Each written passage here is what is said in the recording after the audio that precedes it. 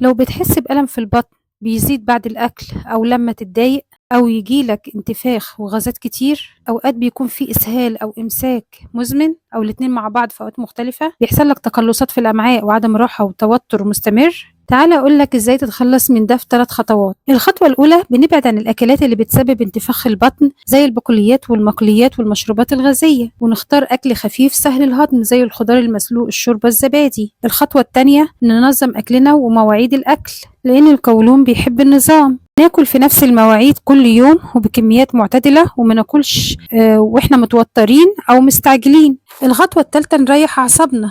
القولون العصبي مش بس من الأكل، التوتر بيلعب دور كبير. طب هنهدى ازاي؟ نجرب نعمل تمارين التنفس أو المشي 10 دقايق يوميا، أي حاجة بتهدي الأعصاب. نسمع أغاني، موسيقى هادية، ناخد راحة، ننام. جربوا ال3 خطوات دول لمدة أسبوع ونشوف الفرق بنفسكم، وقولوا لي في الكومنتات على تجربتكم. لو استفدت أو عجبك الفيديو ما تنساش اللايك والاشتراك في القناة.